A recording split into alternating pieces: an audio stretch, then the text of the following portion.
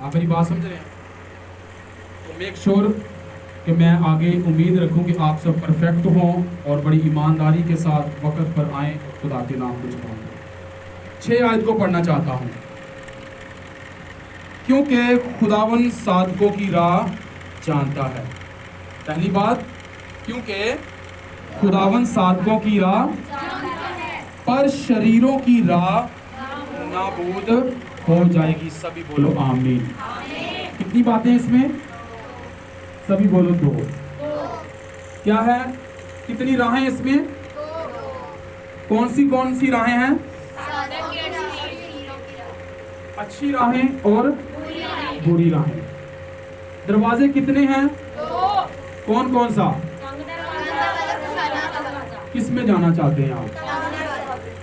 پکی بات ہے؟ ہاں؟ تنگ دروازے کا کیا مطلب ہے؟ ہاں دیکھو یہ بات صحیح ہے، مشکلوں میں اور مصیبتوں میں سے گزرنا اور خداوند کے پاس۔ یسوع مسیح نے کیا کہا؟ یوحنا 14 کی 5 میں یا 7 میں آئی تھنک، راہ حق زندگی۔ یسوع مسیح کیا ہے؟ راہ۔ لفظ ہم نے کیا پڑھا ہے؟ راہ کی بات آج ہم کریں گے کہ ہم کس راہ میں ہیں۔ ہاں، صادقوں کی راہ میں ہیں یا شریروں کی راہ میں ہیں؟ فیصلہ کس کے ہاتھ میں ہے؟ ہمارے۔ آج ہم راہ کی بات کریں گے، آج ہم سفر کی بات کریں گے، آج ہم ٹریک کی بات کریں گے۔ آپ میری بات سمجھ رہے ہیں؟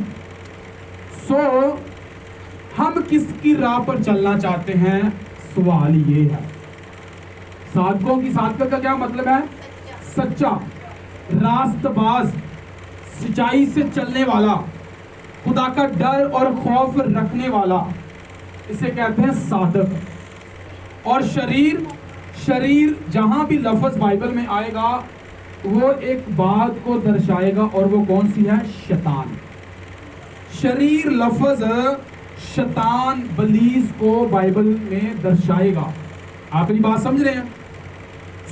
یہاں جو حوالہ میں نے بانٹا ہے آپ کے ساتھ، کیونکہ خداوند صادقوں کی راہ جانتا ہے۔ خداوند صادقوں کی راہ جانتا ہے۔ اگر آپ صادق ہیں، سچے ہیں، خداوند میں مضبوط ہیں، تو ایک نشانی آپ کی زندگی میں ہوگی، اور وہ نشانی کیا ہے؟ آپ مشکلوں میں سے ہو کر گزریں گے۔ آپ کس سے ہو کر گزریں گے؟ مشکلوں میں، پریشانیوں کا سامنا آپ کو کرنا پڑے گا۔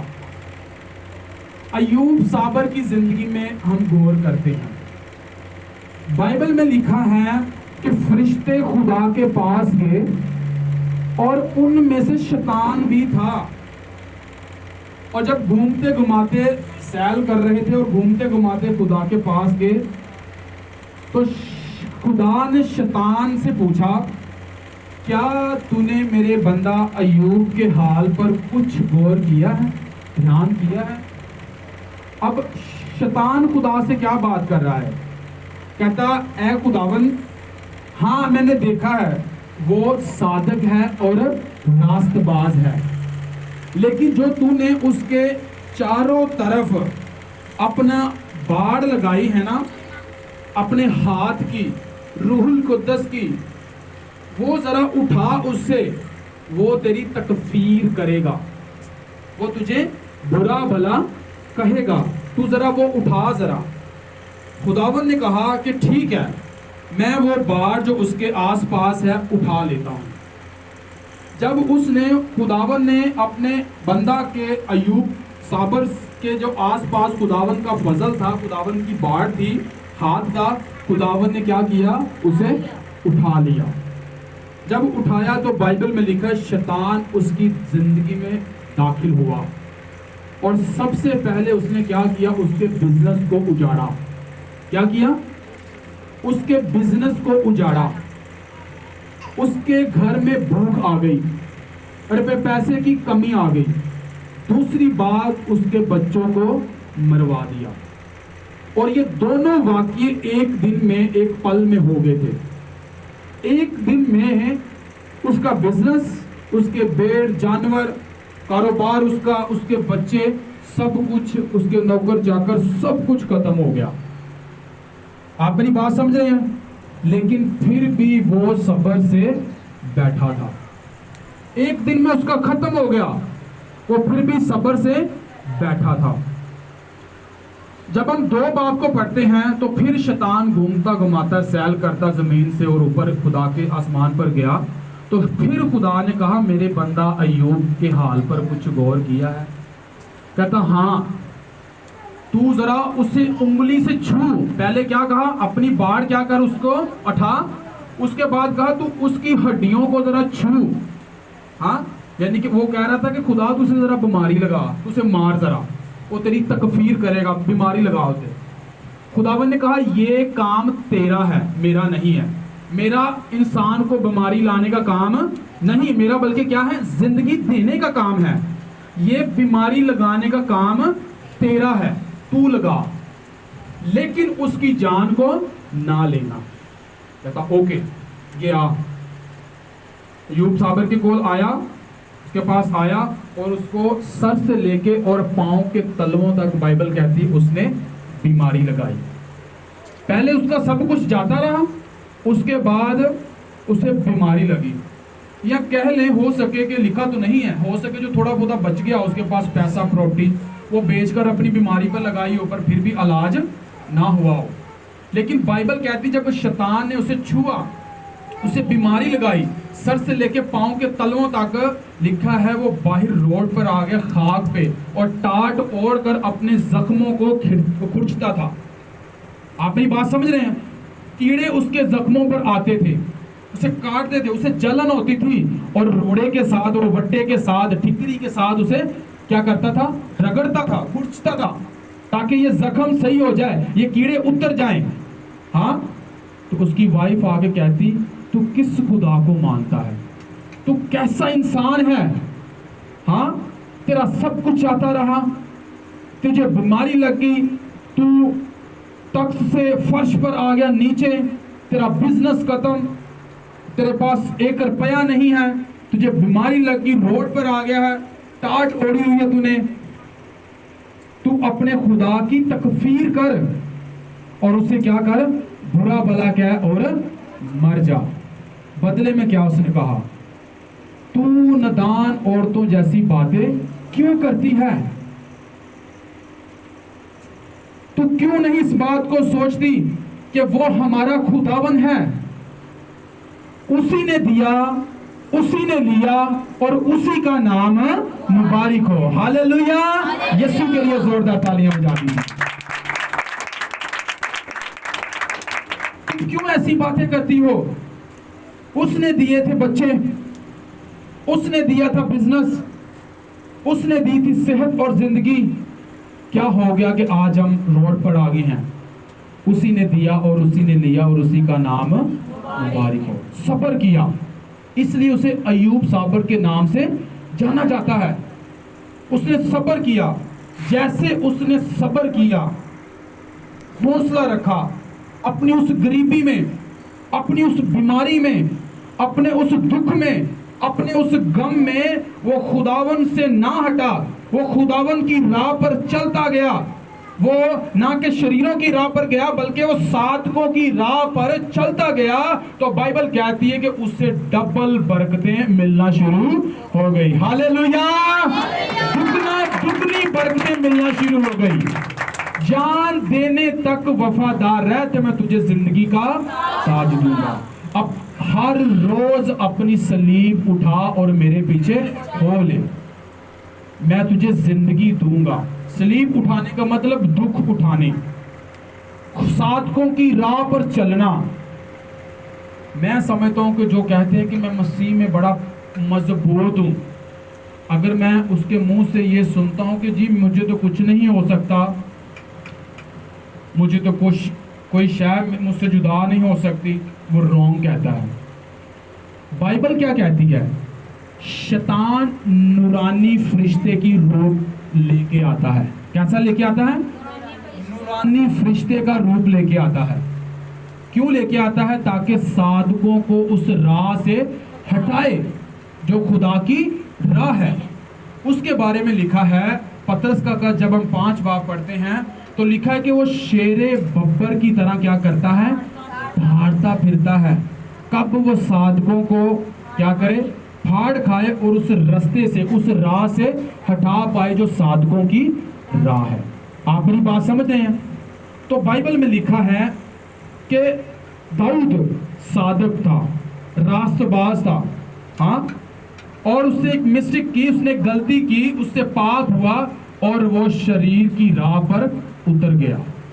تو بائبل کہتی ہے کہ جب اس نے صادق کی راہ چھوڑی، شریر کی راہ اختیار کی، تو اس کی زندگی میں ایک دکھ آیا، اور وہ دکھ کیا تھا؟ اس کا بیٹا اس کے خلاف ہو گیا تھا۔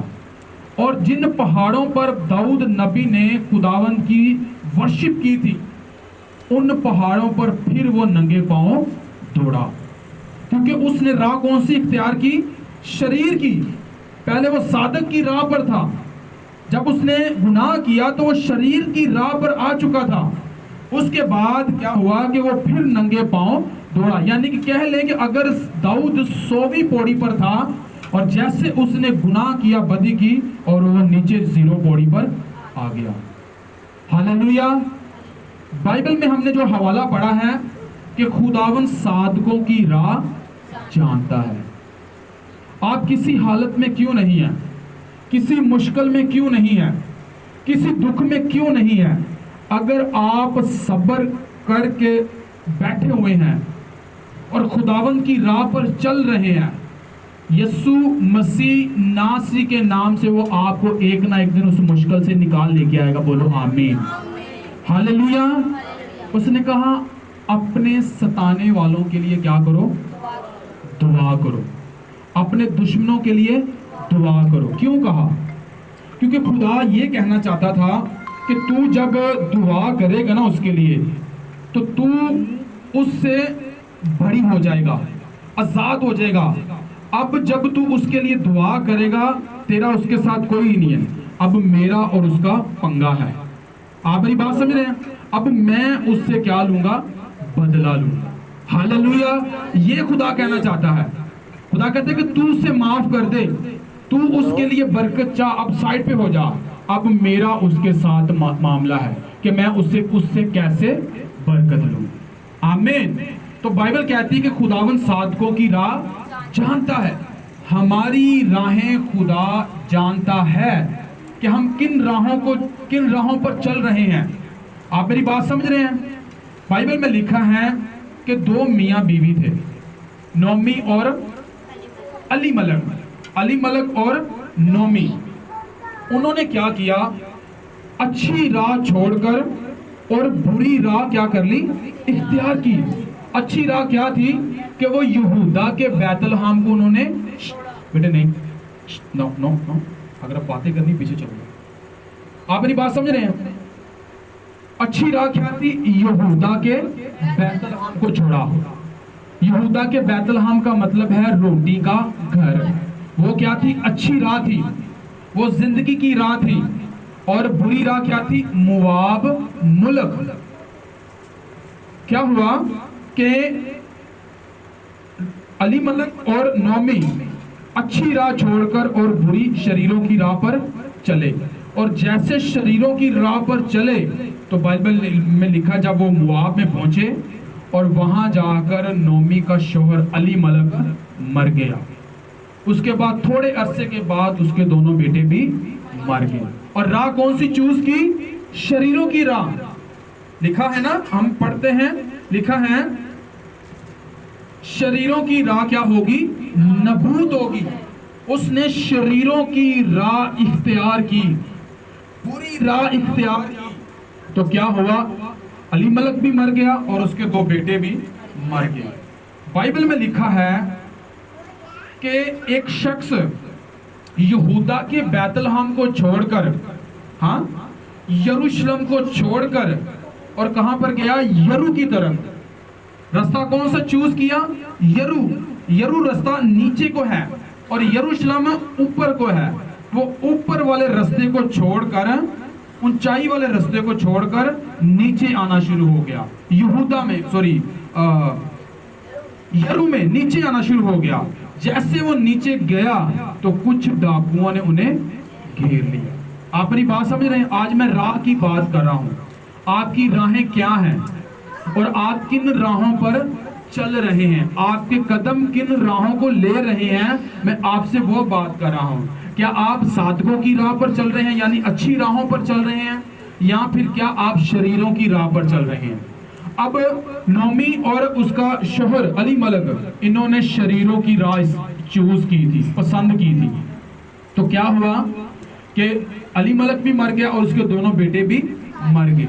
उसके बाद एक शख्स था, हाँ, और क्या हुआ कि उसने यरूशलेम को छोड़कर यरू में गया, यानी कि बुरी राह जो है वो इख्तियार की, बुरा रास्ता इख्तियार किया और कुछ डाकुओं ने घेर लिया।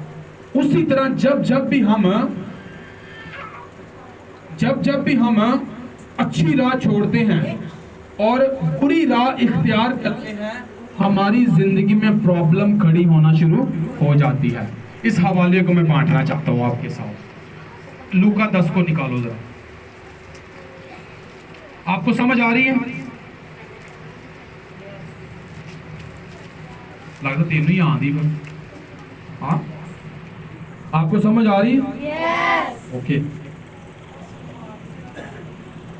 लूका 10 को निकालो जरा।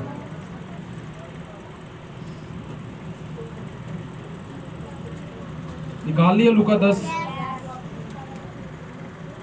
30 आयत को पढ़ना चाहता हूं। यीशु ने जवाब में कहा कि एक आदमी यरूशलेम से, देखो कहां से, यरूशलेम से यरू की तरफ जा रहा था कि डाकुओं में घिर गया। उन्होंने उसके कपड़े उतार लिए और मारा भी, और अधमुआ छोड़कर चले गए। सभी बोलो आमीन। कहां, कौन सी राह छोड़ी?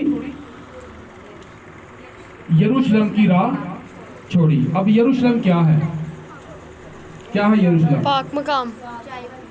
लिखा है कद्दूस बुजुर्ग का शहर। सभी बोलो कद्दूस बुजुर्ग का शहर, यानी यीशु मसीह का शहर। हालेलुया। एक यरूशलेम जमीन पर है और एक यरूशलेम आसमान पर है। लेकिन हम स्पिरिट की बात करेंगे। जब भी हम यरूशलेम को छोड़ते हैं, अब यरूशलेम रूह की जुबान में क्या है? चर्च आना, दुआ करना, बाइबल पढ़ना, हुक्मों पर अमल ना करना, हाँ, मोहब्बत ना रखना, सच्चाई से ना चलना, ये सब चीजें क्या हैं? आप यरूशलेम को छोड़ते हैं। तो जब आप यरूशलेम को छोड़ेंगे और यरू जो नीचे वाली जगह, शरीरों की राह जब जाएंगे, तो लिखा है कुछ डाकुओं ने उसे घेर लिया। जब घेरा तो क्या लिखा है? उसको मारा, कपड़े फाड़े उसके और अधमुआ छोड़कर चले गए। हालेलुया। आपको समझ आ रही है? यानी कि जब हम खुदावंद की राह को छोड़ेंगे, चलो पीछे आगे बैठो, बातें नहीं करनी, समझ आई? क्या मैंने कहा कि जब आप शरीरों की राह पर चलेंगे तो आपके ऊपर हमले होंगे। और वो हमला क्या है? बीमारी का। वो हमला क्या है? परेशानी का। वो हमला क्या है? गरीबी का। वो हमला क्या है? मौत का।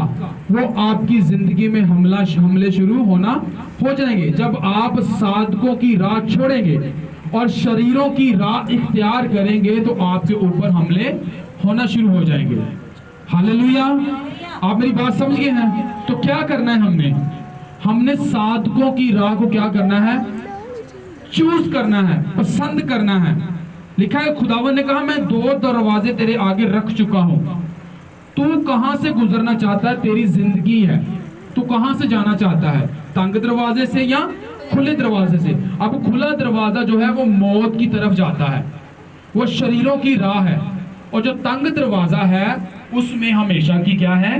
زندگی ہے۔ تنگ دروازے کا مطلب ہے آپ مسیح میں چل رہے ہیں، آپ بہت اچھے ہیں، تب بھی آپ کی زندگی میں مشکلیں ہیں، تب بھی آپ کی زندگی میں رکاوٹیں ہیں، تب بھی آپ کی زندگی میں طرح طرح کی پریشانیاں ہیں، لوگ آپ کے خلاف ہیں، تو بائبل کہتی ہے صبر سے ٹھہرا رہ اور خداوند کی راہ کو تک، وہی سب کچھ کرے گا۔ ہاللیلویا۔ حوصلہ رکھ، گھبرانا، بے دل نہ ہو، جہاں جہاں تو جائے گا خداوند تیرا خدا تیرے ساتھ رہے گا۔ آمین۔ اس نے کہا تمہارا دل نہ گھبرائے، تم ڈرنا نہ، تم خوف نہ کھانا، کیونکہ میں خداوند تیرا خدا اپنے ہاتھ کو بڑھا کر تجھے بچا لوں گا۔ ہاللیلویا۔ سو یہ فیتھ، یہ ایمان یعقوب کے اندر تھا، اور وہ کیا کہتا؟ دیکھو وہ کہتا، یعقوب ایک کی دو کو نکالیں گے، لکھا کہتا اے میرے بھائیوں، اے میری بہنوں، جب تم طرح طرح کی آزمائشوں میں پڑو تو اس کو یہ جان کر کمال خوشی کی بات سمجھنا کہ تمہارے ایمان کی برداشت صبر پیدا کرتی ہے، اور صبر کو اپنا پورا کام کرنے دو تاکہ تم پورے اور کامل ہو جاؤ اور تم میں کسی بات کی کمی نہ رہے۔ سبھی بولو آمین۔ یہ ہے یعقوب۔ یعقوب خدا کے ساتھ رہتا تھا، یسوع کے ساتھ، وہ یسوع کو جانتا تھا کہ لوگ یسوع کے خلاف ہیں، لوگ یسوع کو مارنا چاہتے ہیں، لوگ یسوع کی بدنامی کر رہے ہیں، لوگ یسوع کو گرانا چاہتے ہیں، لیکن یسوع پھر بھی صبر کر کے بیٹھا ہوا تھا۔ آپ اپنی بات سمجھ رہے ہیں؟ یعقوب اس صبر کو جانتا تھا، اس لیے وہ صبر کی بات کر رہا ہے کہ صبر سے بیٹھے رہنا، تیرے ساتھ کچھ بھی کیوں نہیں ہو رہا، تو کیسے حالات میں کیوں نہیں ہے، صرف صبر کر کے بیٹھے رہنا۔ ہاللیلویا۔ ہوگا خدا تجھے سنبھالے گا، چپ چاپ کھڑے رہنا۔ موسیٰ نے کہا یشوع کو چپ چاپ کھڑے رہنا اور خدا کی نجات کے کام دیکھنا۔ ہاللیلویا۔ دیکھنا چاہتے ہیں خدا کی نجات کے کام؟ تو آپ کو صادقوں کی راہ چوز کرنی پڑے گی، آپ کو ان چیزوں کو نکالنا جو شریروں کی راہ پر چلتی ہیں، ان کاموں ان قدموں پر آپ کو ختم کرنا جو شریر کی طرف بھاگتے ہیں، اور صادقوں کی راہ کو چوز کرنا ہے۔ تو پھر جب آپ چپ چاپ کھڑے رہیں گے، دیکھیں گے، ویٹ کریں گے خدا کی برکت کا، خدا کے کاموں کا، خدا کے ہاتھ کا، جب وہ آپ کو برکت دے گا آپ شائن کریں گے، اور وہی لوگ جو آپ کو ستاتے ہیں، تنگ کرتے ہیں، وہ شیطان بیماری، ایک دن اس کی آنکھیں کھلی اور کھلی رہ جائیں گی۔ بولو آمین۔ ہاللیلویا۔ دیکھنا چاہتے ہیں ایسا؟ تو آپ کو کیا کرنا ہے؟ کیا کرنا ہے؟ چپ رہنا ہے اور صادقوں کی راہ پر چلنا ہے۔ جب آپ صادقوں کی راہ پر چلیں گے، ہاں، تو بائبل کہتی چپ چاپ کھڑے رہنا، خدا کی نجات کے کام دیکھنا۔ آمین۔ وہ بدلہ دیتا ہے، بولو آمین۔ وہ اجر دیتا ہے، وہ کہتا ہے تیری جنگ تیرا لڑے گا یہوہ، تو نہ لڑنا اور نہ ڈرنا اور نہ گھبرانا، تیری جنگ تیرا یہوہ لڑے گا۔ آمین۔ تو کون سی راہ استعمال کرنی ہے؟ صادقوں کی راہ۔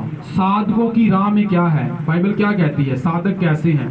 زبور 1 میں جائیں، کیا ہے صادق؟ ہیں؟ صادق کیا ہیں؟ کیسا صادق ہے؟ مبارک ہے وہ آدمی جو شریروں کی راہ پر نہیں چلتا، نہ خطا کاروں کی راہ میں کھڑا ہو، نہ ٹھٹھا بازوں کی مجلس میں بیٹھتا ہے۔ 2 آیت میں لکھا ہے بلکہ خدا کی شریعت پر اس کی خوش نوتی ہے اور اس کی شریعت پر دن رات اس کا دھیان رہتا ہے، وہ اس درخت کی مانند ہوگا۔ دیکھو جو صادقوں کی راہ پر چلتا ہے وہ کیسا ہوگا؟ اس درخت کی مانند ہوگا جو اپنے وقت پر،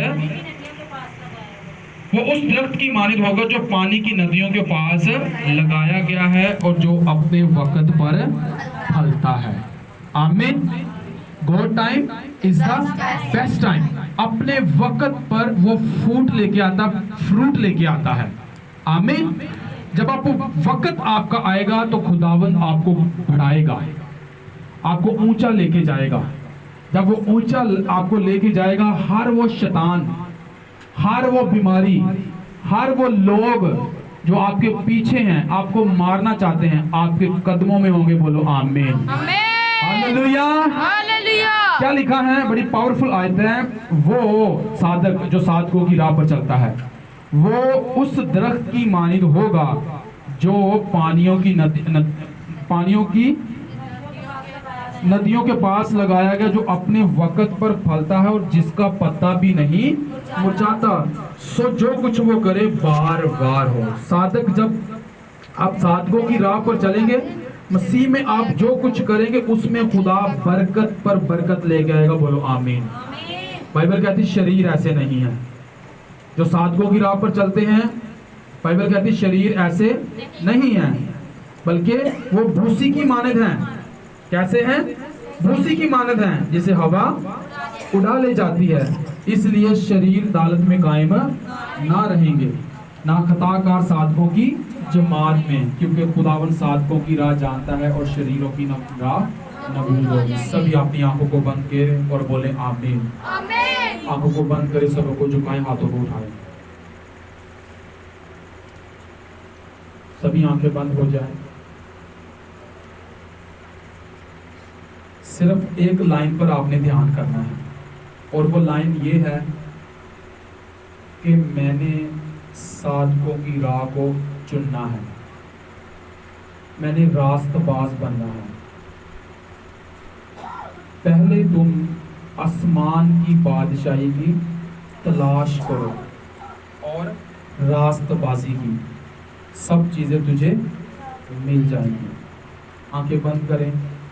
एक लाइन पर हमने अपना मेडिटेशन बढ़ाना है, मेडिटेट करना है, ध्यान करना है कि मैं साधकों की राह पर चलूँगा, मैं साधकों की राह पर चलूँगा, मैं साधकों की राह पर चलूँगा, मैं सच्चाई की राह पर चलूँगा, मैं सच्ची राह पर चलूँगा। आपकी ये प्रार्थना होनी चाहिए। मन ही मन में दुआ करें। धन्यवाद प्रभु, धन्यवाद प्रभु। जीसस, मैं साधकों की राह पर चलूंगा, सच्चाई की राह पर चलूंगा। यस,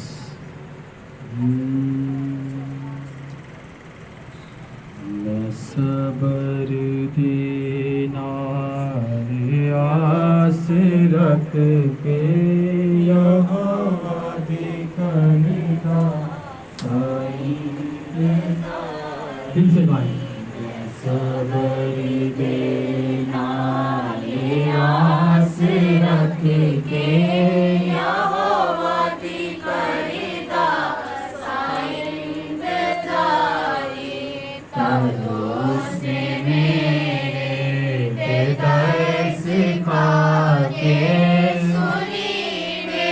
आंखें बंद करके गाएं। करो उसने मेरे हृदय सिखा के सुनी मेरी सारी आहोजारी। ओ कदरे पे गाए देखो ध्यान छोड़ मैनू कढ़ के ले आया बारे। ओ कदरे पे गाए देखो ध्यान छोड़ मैनू कढ़ के ले आया बारे। चट्टान तेरा के पैर मेरे बाशी कदमानू ओ सवारी। खुदा का रूह आपको छू रहा है। आप जैसे गा रहे हैं, वो आपके हौसले की इज्जत कर रहा है, वो आपको सब्र दे रहा है। मैं सबर देना ये आस रख के यहोवा दी करदा साई इंतजारी। खुदा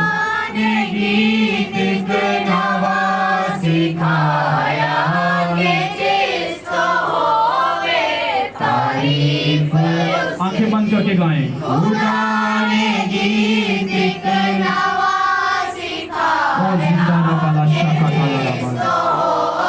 Mighty name of Jesus. सबला ताला मिला। तेरे मनने के खौफ उसदा के आसरा करने लगे उते सारी तेरे मनने के खौफ उसदा के आसरा करने लगे उते सारी मैं सबर देना ले आस रख के यहोवा दी करदा इंतजारी दोस्ते मेरे ते तरस खा के सुनी मेरी सारी आवाज़ारी। आमीन। क्या सुना है आपने? क्या सुना है आपने? ना के आपने किस पर चलना है? साधकों की राह पर चलना है। सभी अपने कदमों पे खड़े हो जाओ। आप पर ले हैंड करूंगा, उसके बाद हम बैठ जाएंगे, दुआ करेंगे बैठकर। और मैं आपको दुआ आज सिखाना चाहता हूँ फिर एक दफ़ा। मैं आप पर जल्दी से ले हैंड करना चाहता हूँ। ले हैंड का मकसद ये होता है कि जो खुदा के खादम के ऊपर है वो आपको छुए, हाँ, और आप शिफा पाएँ, आप डिलीवर हों, आप स्पिरिचुअली बढ़ें। हाँ, तो जिन लोगों को नॉलेज नहीं है ना, जिन लोगों को पता नहीं है, वो ऐसी